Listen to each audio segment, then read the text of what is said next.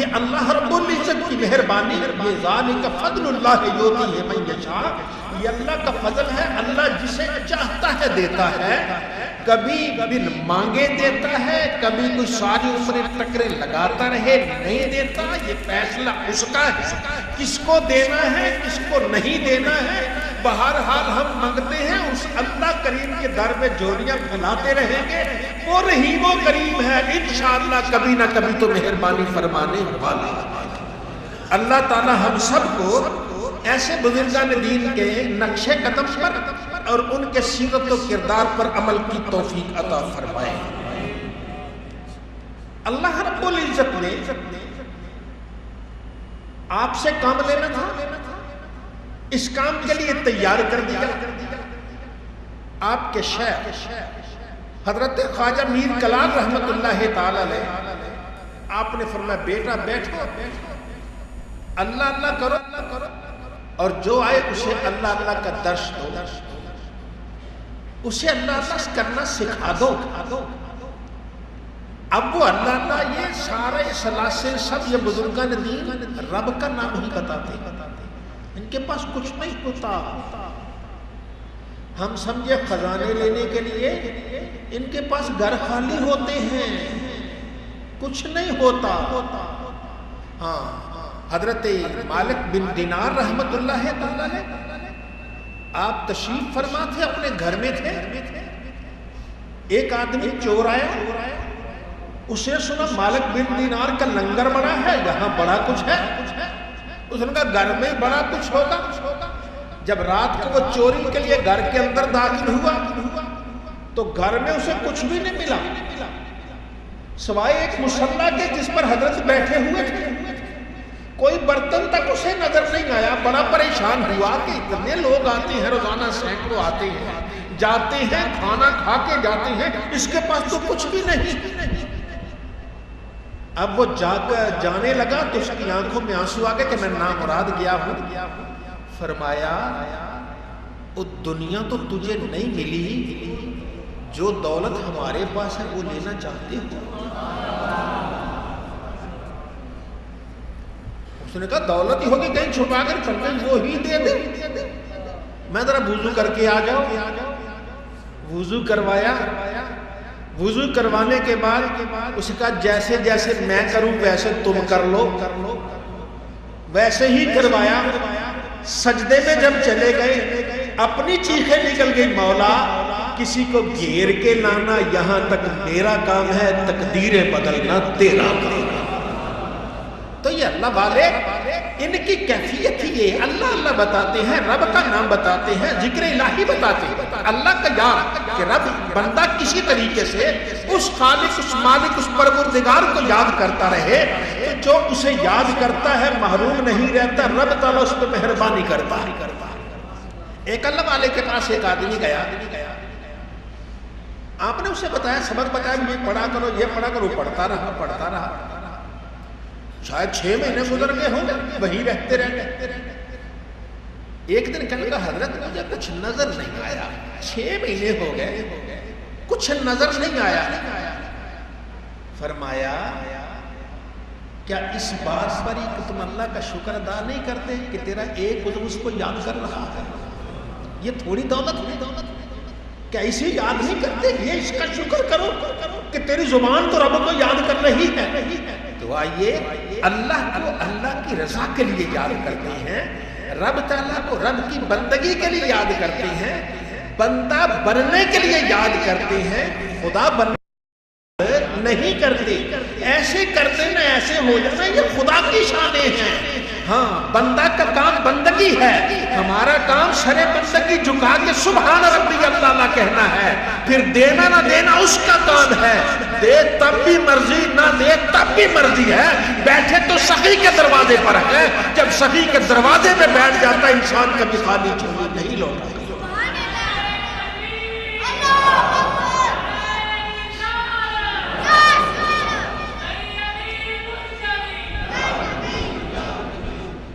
حضرت خواجہ رحمت اللہ تعالی علیہ آپ کے ارادت مند تھے،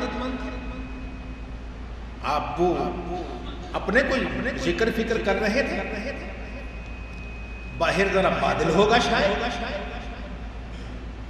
اسے کہا دیکھو بھئی ظہر کا وقت ہو گیا کہ نہیں ہو گیا، ظہر کا وقت ہو گیا تو نماز ظہر ادا کرے۔ وہ باہر گیا، اس نے اندازہ لگا کہتا حضرت ابھی تو ظہر کا وقت نہیں ہوا۔ فرمایا اب دیکھو، دوبارہ دیکھا تو سارے پردے ہٹ گئے تھے، فرشتے آسمانوں پہ ظہر کی نماز پڑھتے نظر آ گئے۔ کہیں گے تو کہتا ہے ظہر کا وقت نہیں ہوا تو نوری مخلوق ظہر کی نماز پڑھ رہی ہے، تم کیسے آدمی ہو؟ تو یہ وہ ہیں کہ جن کی ایک نظر میں اتنا اثر ہوتا ہے کہ جس پہ نظر ڈال دیتے ہیں رب تعالیٰ اس کے بھی بارے نیارے کر دیا کرتا ہے، اللہ تعالیٰ اس کی جھولی کو اپنے کرم اپنی مہربانی سے بھر دیا کرتا ہے۔ ہم یہ پہلے بزرگوں کے تو سنتے ہیں ایسے تذکرے، لیکن کبھی خیال آتا ہے اس دور میں ہوتے ہیں، پہلے بھی خال ہی ہوتے تھے، ہاں ایسے ہوتے ہیں، لیکن اس دور میں ذرا غذا کا بڑا دخل ہے۔ اگر غذا حلال ہو، غذا حلال ہو، پھر انسان اللہ اللہ کرے، مہربانی اللہ اس پہ کرتا ہے، کرم اس پہ ہوا کرتا ہے۔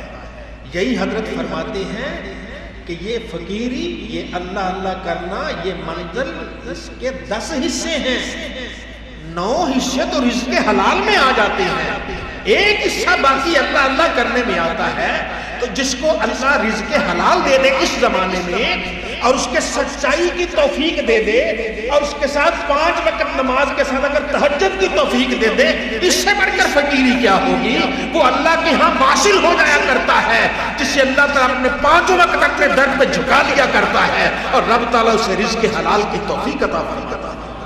تو اللہ رب العزت کی یہ مہربانی، یہ رب تعالیٰ کا لطف و کرم ہے۔ اللہ تعالیٰ ہم سب کو نبی عربی صلی اللہ علیہ وآلہ وسلم آپ کے طریقے پر چلنے کی توفیق عطا فرمائے۔ حضرت خواجہ فرماتے ہیں میں جب اس حال میں ابتدا میں آیا تو میں اللہ رب العزت سے ہم کلام ہوا، یا رب سے راز و نیاز کی باتیں جو بزرگوں کا طریقہ ہے۔ بہاؤدین آ گئے ہو؟ جی آ گیا ہوں مولا۔ اچھا پھر جو ہم کہتے ہیں وہ ہوگا، وہ کرو گے؟ نا مولا، تو بے نیاز ہے، پتہ نہیں کیا کہہ دے، مجھے تو نہیں پتا تو کیا کہے گا، تو بے نیاز ہے، پتہ نہیں کیا کہہ دے۔ جو میں کہتا ہوں وہ ہو تو پھر تو ٹھیک ہے، لیکن اگر تو کہتا ہے کہ جو تیری بات ہو میں مانوں، میں تو عاجز بندہ ہوں، مجھے نہیں پتا تیرے پاس کیا ہے، تو مجھے کیا کہنے والا ہے، لیکن میرے خیال سے تو ازل سے بھی واقف ہے۔ آواز آئی نہیں؟ جاؤ ہم نہیں لیتے، بڑا ٹھیک ہے، اگر نہیں تو نہ صحیح، ہم بھی ایسے ہی پھر ٹھیک ہے، یہ ہو نہیں سکتا۔ تو بے نیاز ہے، پتہ نہیں کیا کہہ دے۔ کہتے میں سر سجدے میں رکھ کے روتا رہا، 1 گھنٹہ 2 گھنٹے نہیں، مسلسل 14 دن۔ اور آپ کی ایک وہ حالات پہ لکھی کتاب میں اس میں 15 دن، 14 یا 15 دن آپ مسلسل کہتے ہیں فرض نمازیں پڑھتا تھا، پھر سر سجدے میں رکھ کے روتا تھا، پھر سر سجدے میں رکھ کے روتا تھا، پھر سر سجدے میں رکھ کے روتا رہتا تھا، 15 دن تک مسلسل، 14 دن تک مسلسل روتا رہا۔ پھر 14 دن کے بعد آواز آئی بہاؤدین سر کو اٹھا لو، اچھا وہی ہوگا جو تم کہو گے، وہی ہوگا جو تم کہو گے۔ عرض کی مولا پھر تو جانتا ہی ہے کہ قیامت تک میرے سلسلے میں جو آئے، جب اس کی موت ہے تو نے اسے اپنا ولی کر کے مارنا ہے۔ یہ اللہ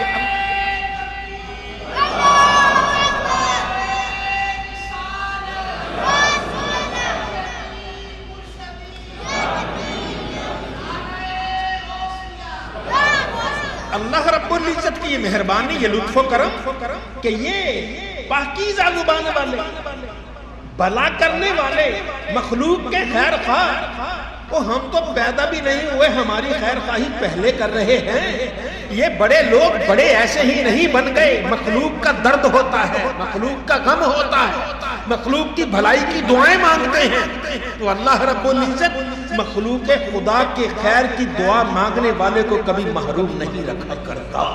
اللہ رب العزت اس پر مہربانی کرتا ہے، رب تعالیٰ لطف و کرم فرماتا ہے۔ یہ حضرت رحمت اللہ تعالیٰ علیہ، حضرت خواجہ بہاؤالدین نقشبند رحمت اللہ تعالیٰ علیہ، آپ کے پاس جو بھی آتا آپ اسے ذکر و فکر کی تلقین بتاتے اور اسے کہتے کہ یہ اللہ کو یاد کرو، حقوق اللہ کا خیال رکھو، حقوق العباد کا خیال رکھو، ایسے کرو ایسے کرو، آپ اسے تلقین کرتے، اسے یہ ساری باتیں بتاتے۔ آپ کے دور کا ایک مشہور تذکرہ کہ خادمہ آ گئی، اس دور میں باندیاں ہوتی، باندی آ گئی سلسلے میں داخل ہونے کے لیے، آپ نے اسے فرمایا ٹھیک ہے اللہ اللہ کیا کرو، یہ لو تسبیح لو، اللہ اللہ کیا کرو، ہاں تو مشکل وقت آ جائے تو یاد کر لے، یہ اتنا کہہ دیا۔ اب وہ چلی گئی، باندھی تھی، بکتی رہی، کہیں کبھی کسی نے خرید لی، کبھی کسی نے خرید لی۔ اب وہ ایک بادشاہ کے پاس چلی گئی، لیکن اس نے اس دوران حضرت کا بتایا ہوا سبق نہیں چھوڑا، جو بتایا تھا شیخ نے سبق وہ چھوڑا نہیں، پڑھتی رہی مسلسل۔ وہ 6 مہینے اس کے پاس رہی، وہ خوش رہا۔ 6 مہینے کے بعد بادشاہ ناراض ہو گیا۔ اب ناراض ہوا تو اسے غصہ آیا، اس نے سزا دینے کا طریقہ بنایا تھا کہ پہاڑی کے اوپر بنایا تھا منار، اور جسے سزا دینی ہوتی جلادوں کہتے ہیں اس کو اوپر لے جاؤ، اوپر لے جا کر منارے سے اس کو دھکا دے دو۔ اب ایک پہاڑ کی اونچائی، پھر اوپر منارہ اونچا کتنا ہوگا اللہ ہی بہتر جانتا ہے، وہاں سے دھکا دے کے نیچے تو کوئی بچتا نہیں تھا، مر جاتا۔ یہ اس کی سزا کا طریقہ تھا۔ اس سے ناراض ہو گیا کسی بات، جلادوں کہنے لگے اسے اٹھاؤ اور لے جاؤ، اسے سزا دے دو۔ اب وہ اسے پکڑ کے لے گئے، اب وہ ڈر رہی ہے، عورت ذات ہے، اسے پکڑ کے لے گئے، پہاڑی پہ لے گئے، دشوار گزار راستہ تھا، چلتے چلتے پھر اس منارے پر چڑھا دیا۔ آخر میں اوپر جا کر وہ اسے دھکا دینے لگے تو کہنے لگے تیری کوئی آخری خواہش؟ جسے بھی پھانسی کی بھی سزا دیتے اس سے پوچھتے بھی تیری آخری خواہش جو ہم پوری کر دیں۔ اس سے کہنے لگے بھی تیری آخری خواہش؟ اس نے صرف اتنا کہا مجھے بتا دو بخارا کدھر ہے، میرے شیخ میرے بزرگ یہاں رہتے تھے، وہ کدھر ہے، مشرق ہے، مغرب ہے، شمال ہے، جنوب ہے، کدھر ہے، اس طرح کدھر ہے؟ انہوں نے بتایا ادھر ہے۔ دل ہی دل میں کہنے لگی خواجہ تو نے کہا تھا سبق یاد رکھنا، مشکل وقت آئے تو مجھے یاد کر لینا۔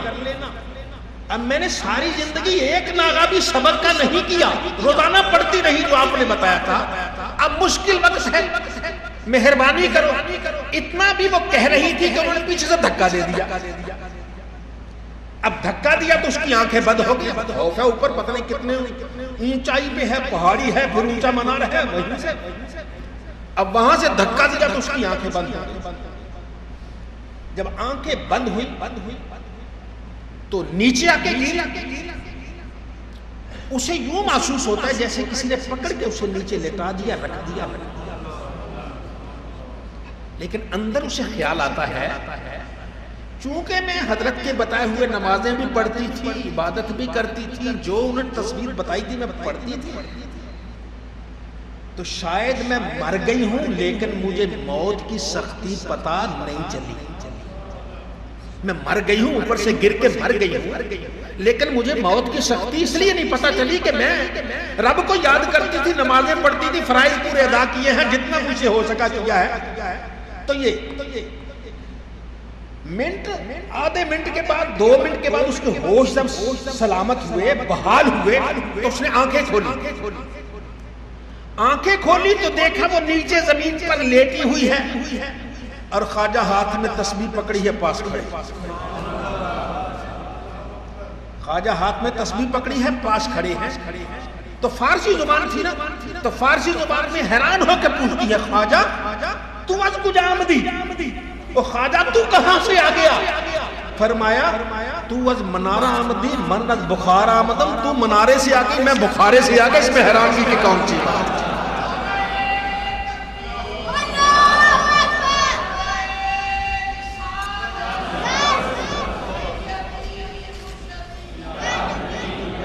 اللہ مہربانی تو کرتا ہے لیکن طرفین سے بات بنتی ہے، طرفین سے۔ ایک شیخ کامل ہو، دوسرا اس کے اسباق نہ پڑے، نہ اسے یاد کرے، پھر کہے ہو جائے گا، تو یہ مشکل ہوتا ہے۔ ہوتا اسی پہ ہے جو اپنا رابطہ رکھتا ہے، جس کا رابطہ پکا ہوتا ہے، رب تعالیٰ دونوں جہاں میں اس کی جھولی کو بھر دیا کرتا ہے۔ اللہ تعالیٰ ہم سب کو نیکی کی سعادت عطا فرمائے۔